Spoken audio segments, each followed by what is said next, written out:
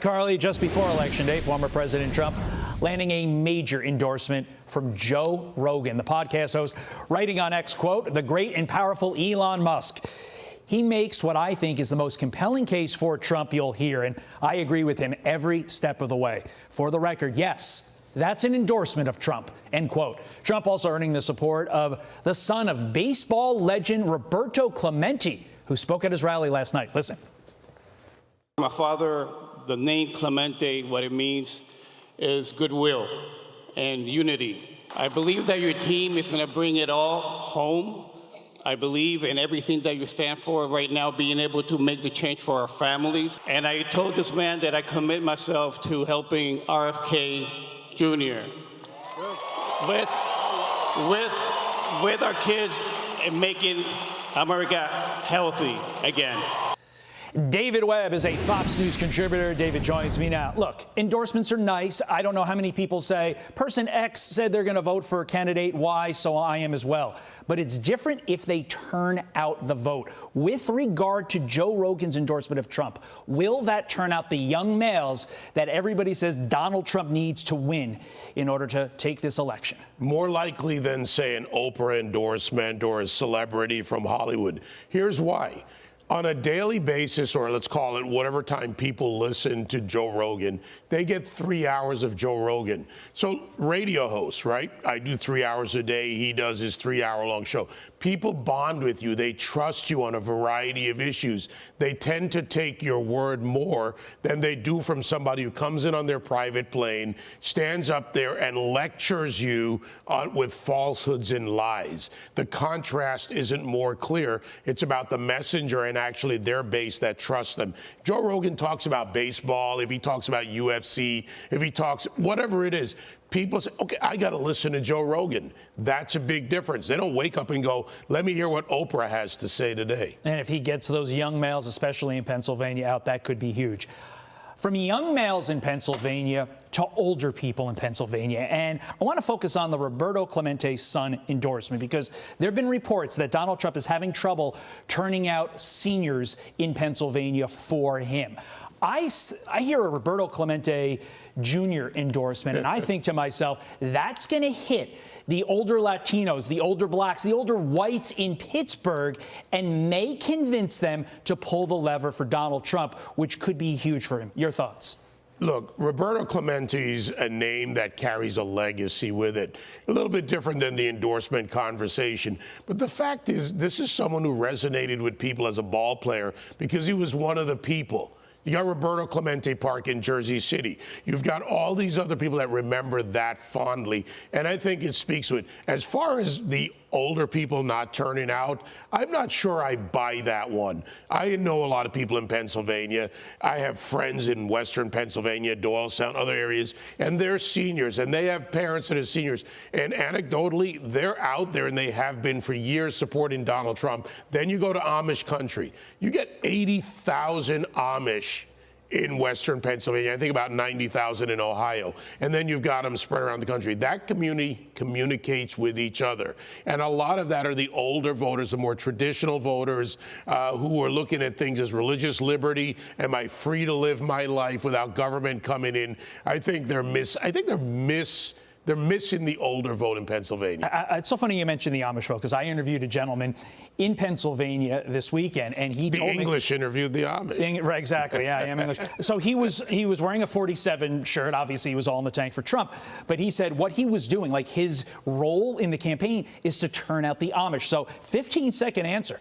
Could Donald Trump's Amish turnout determine the fate of our nation? As someone who has friends that are driving the Amish to the polling locations, if necessary, this is all throughout, again, Western Pennsylvania, call it the Puxatawney, Doylestown, all of that area, Du Bois, Pennsylvania, yes. Wow. And I've been there a lot of times in the past for personal reasons, have cows out there. That area is pro-Trump. Mark the tape, 4:43 on Election Day morning. David Webb predicting the Amish could tilt the balance. David Webb, great to be with you this entire journey. Appreciate your time.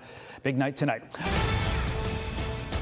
Hey, you may have missed this if you were sleeping, and this is big. Former President Trump landing a major endorsement from Joe Rogan just before the election. Happened a little bit before 9 last night. Podcast host writing on X, quote, the great and powerful Elon Musk. He makes what I think is the most compelling case for Trump you'll hear, and I agree with him every step of the way.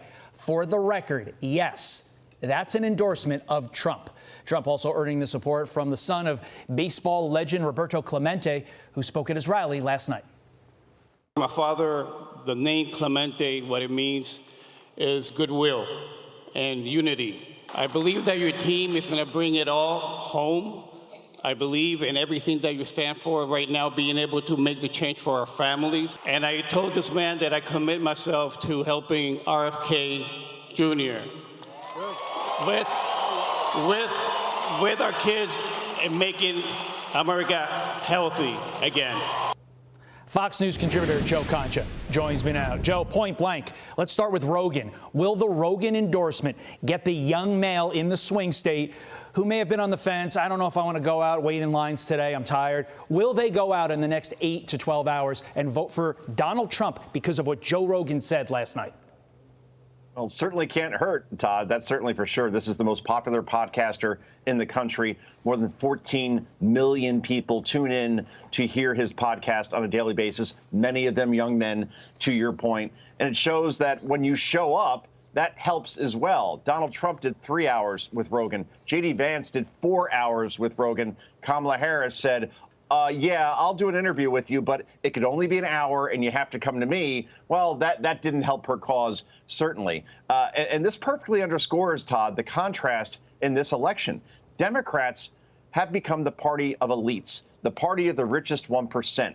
Donald Trump's Republican Party is the party of the working man and woman, the kind of party that gets endorsements from a UFC guy like Joe Rogan or former Democrat presidential candidates like Tulsi Gabbard, like Bobby Kennedy Jr., or former Democrats like Elon Musk. And we'll see how that plays out on Election Day and if that translates into votes. I have a feeling that it will in key places like Pennsylvania, Michigan, Wisconsin, where you'd rather be Donald Trump with those endorsements than Kamala Harris, who's going around with Lady Gaga or other celebrities, Cardi B, and thinking that that's going to really make a difference in places like Pennsylvania, like Wisconsin, like Michigan.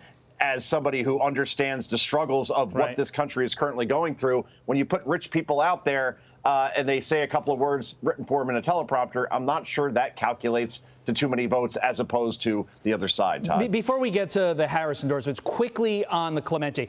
Roberto Clemente Jr. is not bringing in any 20-year-olds from Pittsburgh, but he could bring in the 80-year-old Democrat Latino who has voted Democrat their entire lives. Quickly on that.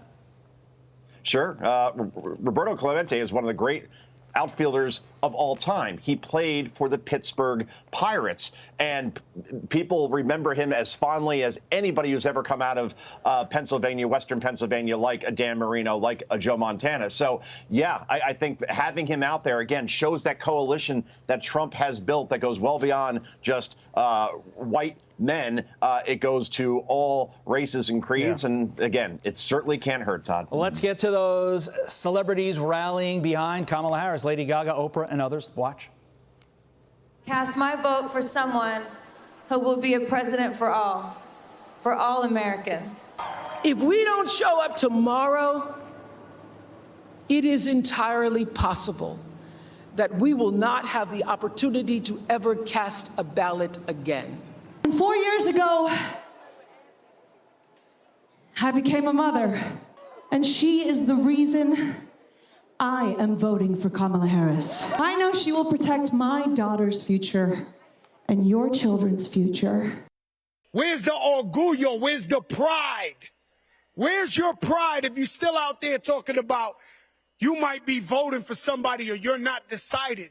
Where's your pride as a Latino? What more they got to do to show you who they are? Two-parter for you here, Joe. One, will these women, specifically Oprah and her voting lies, which those are lies, they need to be called out as such, get women to vote? Yeah. And will Fat Joe bring down Kamala like he did the Yankees every time he stepped into a World Series? Remember, the Yankees lost that game. So is Kamala toast, much like, he made the Yankees toast? Yeah, all the people you just saw on stage, Todd, their bank accounts look like phone numbers. All right, again, and all I heard there was anger and fear throwing out at that audience. That's not what this campaign was supposed to be built on. It's supposed to be the campaign of joy. That certainly has changed. And I don't know if that message is one that exudes confidence and victory. It sounds like one that fears that they may not be called the winner tomorrow or the next day or Saturday or whenever this thing is called. I don't think it really resonates, quite frankly, Todd. Definitely a lot of yelling. Take that for what it's worth. Joe Concha, always a pleasure, my friend. Thank you. I'm Steve Doocy. I'm Brian Kilmeade. And I'm Ainsley Earhart. And click here to subscribe to the Fox News YouTube page to catch our hottest interviews and most compelling analysis.